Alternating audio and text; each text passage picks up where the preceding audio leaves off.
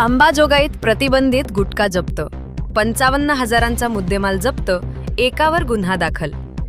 शेपवाडी परिसरात प्रतिबंधित गुटखा व पानमसाला साठवून विक्रीसाठी ठेवणाऱ्या इस्मावर अंबाजोगाई शहर पोलिसांनी छापा टाकून कारवाई केली. या कारवाईत सुमारे 55,000 रुपयांचा मुद्देमाल जप्त करण्यात आला असून एकाविरुद्ध गुन्हा दाखल करण्यात आला आहे.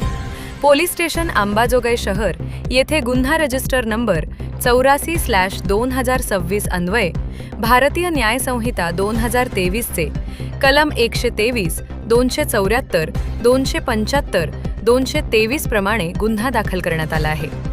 दिनांक 1 मार्च 2026 रोजी पोलिसांना गोपनीय माहिती मिळाली की शेपवाडी येथील इसम नामे रविकिरण ज्योतिबा शेप, वय 28 वर्ष, हा आपल्या राहत्या घरी महाराष्ट्र शासनाने प्रतिबंधित केलेला गुटखा व पानमसाला विक्रीसाठी साठवून ठेवत आहे.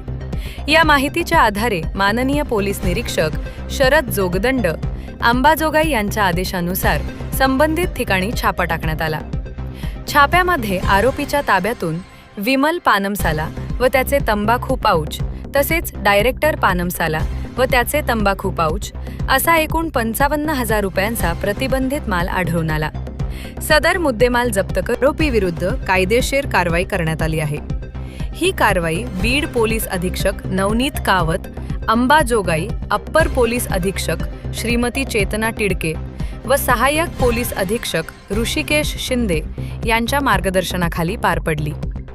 सदर कारवाईत पोलीस निरीक्षक शरद जोगदंड, पोलीस उपनिरीक्षक शिंदे तसेच पोलीस कर्मचारी तेजेश वाहुरे, अमोल गायकवाड, सुशांत गायकवाड, भागवत नागरगोजे व युवराज राठोड यांनी सहभाग घेतला. पुढील तपास पोलीस उपनिरीक्षक शिंदे करीत आहेत.